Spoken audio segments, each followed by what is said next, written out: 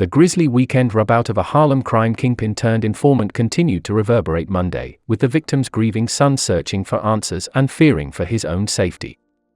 No arrests have been made in the bloody shooting of Alpo Martinez, a notorious New York City drug lord, who went from ruling an East Coast empire to cooperating with federal authorities to save his own skin. Martinez, 55, went into protective custody following his release from federal prison on murder charges thanks to serving as a government witness. But if federal authorities couldn't keep Martinez from a killer's clutches, his son, Randy Harvey, wonders what chance he has of staying safe. "It was like a student and a teacher, you know?" Harvey told the Daily News of his relationship with his father. "The stuff that he wanted to teach me when I was little, but he wasn't there. He told me how to be safe. It's making me wonder, am I really safe?" He's a prime example of someone who went into protective custody, changed his name and everything, and it still caught up with him. There's still no way to really be safe. He was so big. I don't even know who hates him. Harvey did not grow up knowing his father, and the two only began a relationship years later when a DNA test confirmed the connection. Harvey had long suspected Martinez was his father, especially when he was targeted by other inmates during his own prison stint, including a time he was cut by an inmate he didn't even know. Still, Harvey said he was proud when the results finally showed their blood relationship. "It would have been worse if I went through all the stuff I went through and he wasn't my dad," Harvey said. "He used to try to teach me with tough love.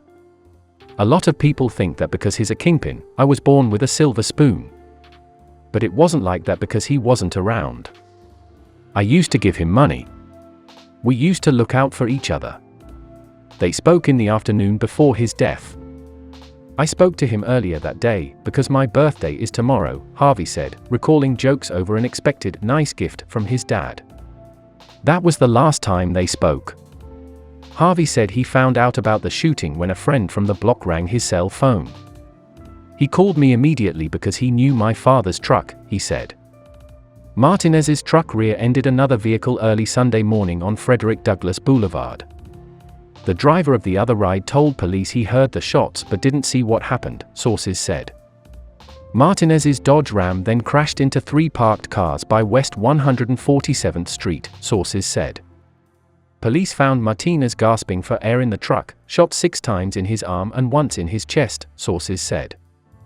He also had a graze wound on the left side of his chin. Someone had blasted him through the driver's side window. "I started looking up stuff and it was like, Alpo Martinez was shot. But he doesn't even go by that name anymore," Harvey said. Police identified the victim Sunday as Abraham Rodriguez, of Lewiston, Maine, a name seemingly given to Martinez as part of the Witness Protection Program. A high-ranking police source confirmed the victim was actually Alpo. Harvey assumed his father was in Harlem partying and seeing girls. He was living his life. "I think he kind of picked up where he left off. Once he was off parole, I think he just wanted to live a normal life for a change.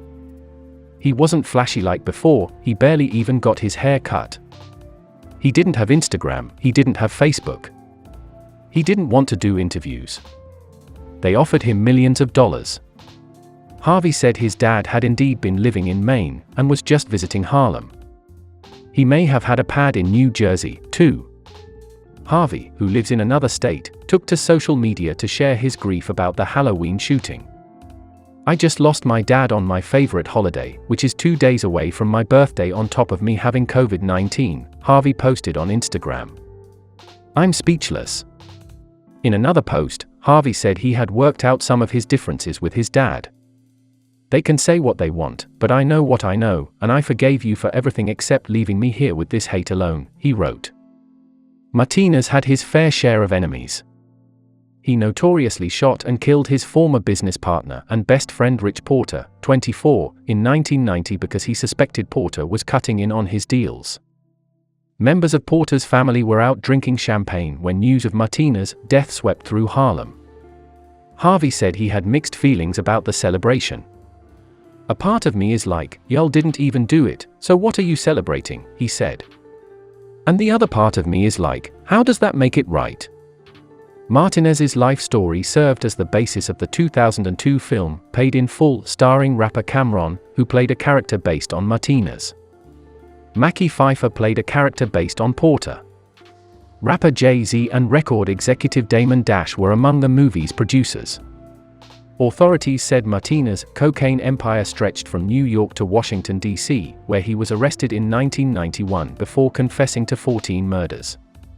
He became a government witness to avoid a life sentence and was reportedly released into witness protection in 2015. "I was shocked and very saddened by the news that it happened," said Thomas Abenanti, a Washington, D.C. lawyer who represented Martinez in 1991.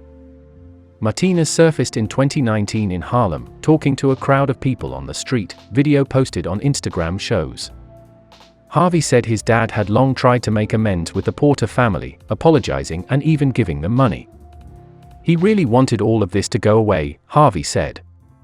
"He was changing his life. You could see the elevation, his mindset changed. Something inside him changed."